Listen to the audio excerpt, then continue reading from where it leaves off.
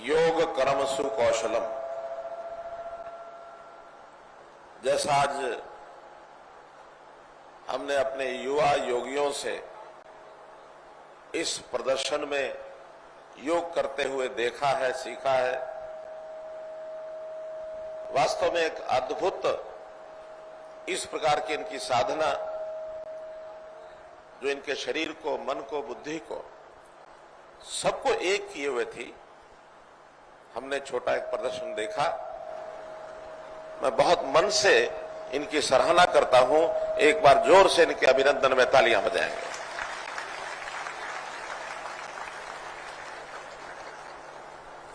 मंच पर विराजमान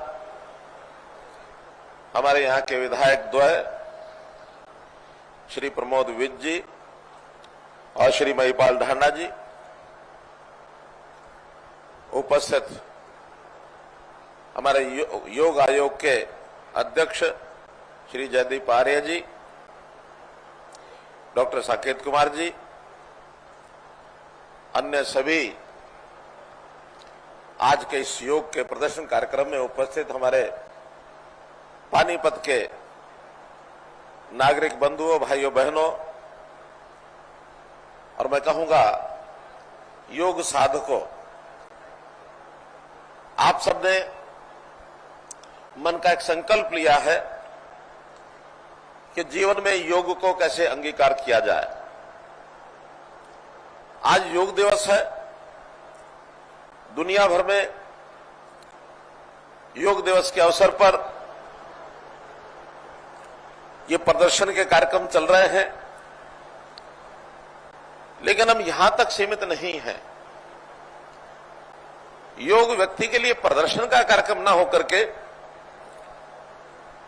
बल्कि जीवन में दिनचर्या का हिस्सा बनाने के लिए अपना यह प्रयत्न शुरू हुआ है।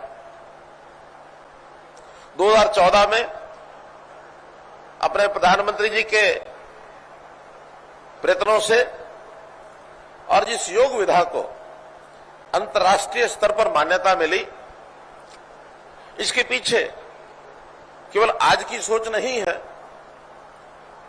बल्कि हमारा इतिहास, हमारी सदियों से जो परंपराएं हैं कि शरीर को कैसे साध के रखा जाए, मन को कैसे विचारों में उसमें किस प्रकार से सात्विकता आए, बुद्धि हमारी तीक्ष्ण हो, तो इसलिए इन सब क्रियाओं को मिलाकर के जो योग नाम से संज्ञा दी गई है, योग के 8 भाग होते हैं।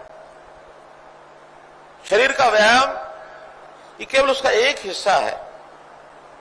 जब हम आसन करते हैं, इसमें ध्यान का भी बहुत बड़ा हिस्सा है। इसमें हम कैसे अपने आप के ऊपर संयम कर सकते हैं।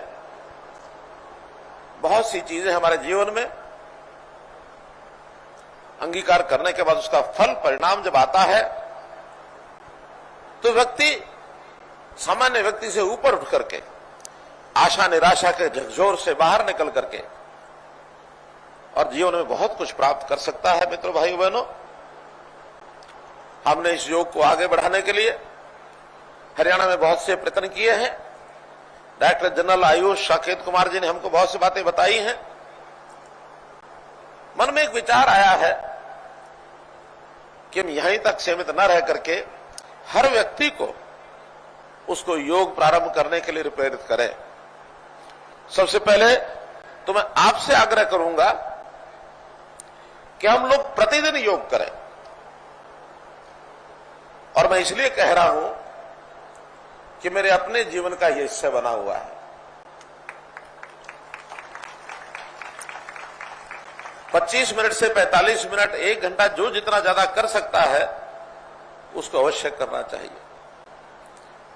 मुझे एक छोटी जो कहानी याद आ रही है कि एक बार एक माताजी अपने बच्चे को लेकर के एक संत के पास गए कि महाराज जी, मेरा बेटा गुड़ खाता है, आप अगर कहेंगे तो ये गुड़ छोड़ देगा। संत महाराज ने कहा कि माई, तुम ऐसा करना, 7 दिन बाद आना। 7 दिन बाद फिर गई। महाराज ने फिर वही कहा कि हाँ, अगले 7 दिन और इंतजार करो। फिर गई। तीसरी बार भी यही कहा कि 7 दिन बाद आना। जब 3 बार 7-7 दिन के बाद बुलाया तो 21 दिन बाद बच्चे को बुलाया, बेटे गुड़ खाना अच्छी बात नहीं है, गुड़ मत खाया करो। और उस बच्चे ने गुड़ खाना छोड़ दिया। 7 दिन जब माताजी ने देख लिया कि बेटा गुड़ खाना छोड़ गया तो फिर गई, महाराज ये बताइए कि आपने पहले दिन ये कह दिया होता तो बच्चा गुड़ खाना छोड़ देता, आपने 21 दिन इंतजार क्यों करवाया? तो संत महाराज कहते हैं कि मैया जिस दिन आपने कहा उस दिन मैं गुड़ खाता था, मैंने इस 21 दिन के अभ्यास में गुड़ खाना छोड़ दिया है, इसके बाद ही मैंने बच्चे को कहा है, तब जाके ये प्रभाव हुआ है। तो मेरा कहने का भाव यह है कि योग करने कराने का प्रभाव भी तभी हम दूसरों पर डाल सकते हैं जब स्वयं योग करेंगे। हमारे मोदी जी नित्य प्रति प्रातःकाल योग करते हैं। योग से कितना उन्होंने अपने आप को साधा हुआ है, कितना कठिन परिश्रम करते हैं इस आयु में आकर के एक युवा की तरह। कल ही अमेरिका गए हैं, आज यूएनओ में योग का कार्यक्रम हो रहा है। दुनिया में घूमते हैं दिन में रात में, क्योंकि अंतर बहुत होता है समय का। जब वापस आते हैं तो आते समय बहुत लोगों को लेगजेट का प्रभाव पड़ता है। समय के हिसाब से उनके शरीर पर लेगजेट का प्रभाव नहीं पड़ता। जैसे ही भारत भूमि पर आकर के पहला ही क्षण होता तो किसी न किसी कार्यक्रम में पहुंच जाते हैं। तो अपने जीवन में इसका जब योग साधना का जब अभ्यास करेंगे तो हम भी, तो हमारी जो तनावपूर्ण जिंदगी है, आखिर हर व्यक्ति जब कुछ सोचता विचारता है उसके ऊपर 10 प्रकार की जिम्मेवारियां आती हैं, तनाव बढ़ते हैं।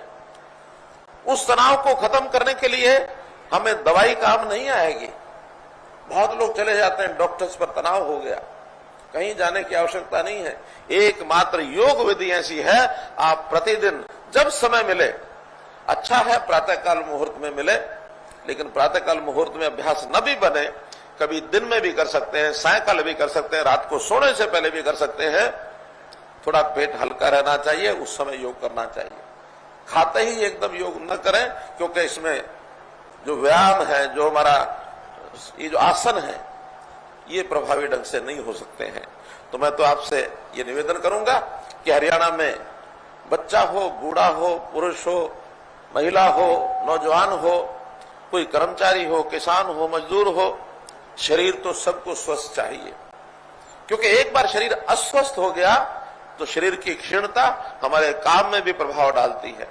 हम बीमारी के बाद इलाज करा करके स्वस्थ हो सकते हैं, लेकिन लगातार स्वस्थ रहना, स्वस्थ होना में और स्वस्थ रहना में अंतर है। स्वस्थ होना यानी बीमारी के बाद हम स्वस्थ हुए, लेकिन स्वस्थ रहे माने बीमार नहीं हुए तो हम स्वस्थ रहे। लगातार हमको स्वस्थ रहना है। स्वस्थ होना तो हमारे इलाज से, हमारे पैसे से हम करा ही पाएंगे, लेकिन लगातार स्वस्थ रहना ये जीवन में बड़ा आनंद देगा, हमारे कार्य क्षमता बढ़ेगी।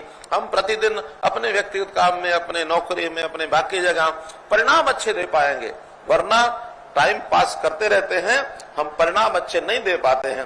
परिणाम अच्छा देना है तो शरीर को स्वस्थ रखना, मन को स्वस्थ रखना, बुद्धि को तरोताजा रखना, अपना स्तर ऊंचा बढ़ाना, ये सब तभी संभव है कि अब योग के माध्यम से शरीर की साधना करें। मुझे आज के अवसर पर आपके सामने इतनी बात रखनी थी। अभी अभी मुझे जानकारी मिली है कि आज हमारे राष्ट्रीय अध्यक्ष श्री जेपी नड्डा जी, जो शायद पहले कार्यक्रम नहीं था, लेकिन योग के लिए अपना जैसे ये कार्यक्रम चल रहा है, ऐसे गुरुग्राम में भी कार्यक्रम शुरू हुआ है, वो वहां पहुंच गए हैं और गुरुग्राम में ऐसे ही 5000-6000 लोगों के बीच में अपना योग कर रहे हैं।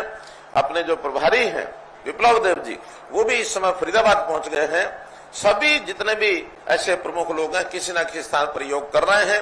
अपने जो सांसद हैं संजय भाटिया जी, वो इस समय करनाल में वो योग के कार्यक्रम में, वहां जो जिला स्तरीय योग कार्यक्रम है उसमें वहां शामिल हो रहे हैं। इसलिए सभी प्रमुख लोग, आज तो मुझे लगता है कोई भी ऐसा जागरूक नागरिक वैसा नहीं होगा कि इस योग के कार्यक्रम में वहां न पहुंचा होगा, सब लगे हैं। मैं फिर आपसे निवेदन करता हूं कि अपने बच्चों को, क्योंकि प्रारंभ में यदि हम योग की आदत डालेंगे, उनके शिक्षा संस्थानों में भी, अगर सरकारी स्कूल है तो हम सप्ताह में एक बार उनका अभ्यास कराने का कार्यक्रम किया हुआ है, पाठ्यक्रम भी हमने योग से उसमें योग डाला हुआ है। ऐसे ही प्राइवेट स्कूलों में मैंने आग्रह किया है कि वो योग का अभ्यास जरूर कराएं, योग को पाठ्यक्रम में डालें। शरीर स्वस्थ है तो हमेशा व्यक्ति आगे बढ़ेगा, उनको स्वस्थ रहने के लिए एक प्रेरणा मिलेगी। आपका बहुत बहुत आभार, बहुत बहुत धन्यवाद।